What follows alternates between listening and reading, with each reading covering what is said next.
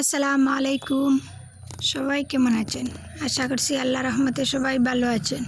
আলহামদুলিল্লাহ, আমরাও ভালো আছি। ঘরে কোনো কাঁচা বাজার বা শুকনো বাজার কিছুই ছিল না, তো আজ বললাম একটু সময় বের করে বাজারটা করতেই হবে।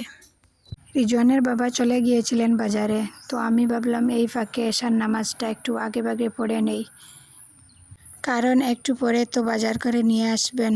আর এখনও রান্না করি নাই, ঘরে যেহেতু কিছু নাই কাঁচা সবজি। আর নামাজ পড়ে এসে দেখি আমার ছেলে সবগুলা যে যার জায়গায় রেখে দিয়েছে। আরও অনেক কিছু ছিল বাজার, তো আমার ছেলে জায়গায় রেখে দিয়েছে, তার কারণে সেটা আর বের করলাম না।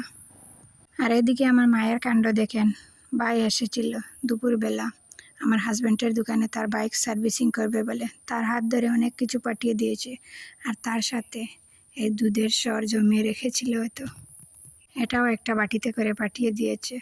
মায়েরা মনে হয় এমনই হয়, সন্তানদের ছাড়া কিছু খেতেই পারে না। ছোটোবেলায় এই যে দুধের সর খাবো বলে ভাই বোনের মধ্যে ঝগড়া লেগে যেত, এখন যে যার কাজে ব্যস্ত সবাই। এদিকে দুপুরবেলা রান্না করেছিলাম কাংলা মাছের ঝোল টমেটো দিয়ে। এই মাছটা আমার সবসময় ঝোল খেতে ভালো লাগে টমেটো দিয়ে। তার সাথে ছিল বাঁধাকপি ভাজা আলু দিয়ে,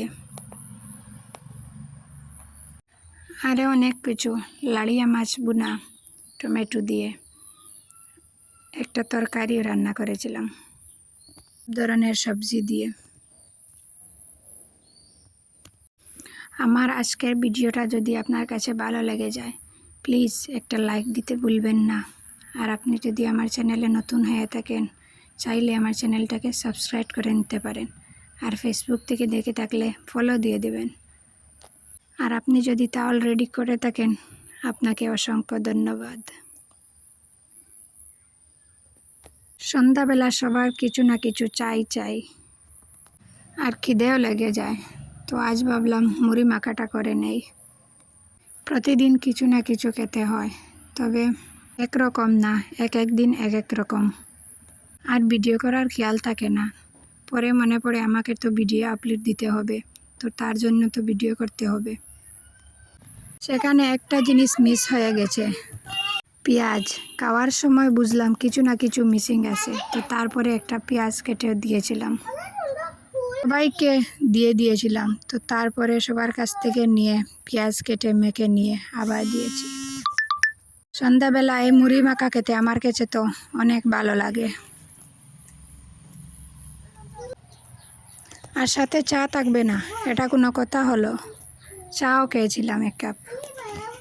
আর বাচ্চারাও খুব আনন্দ করে খায়, তার জন্য জালটা একটু কমিয়ে দেই।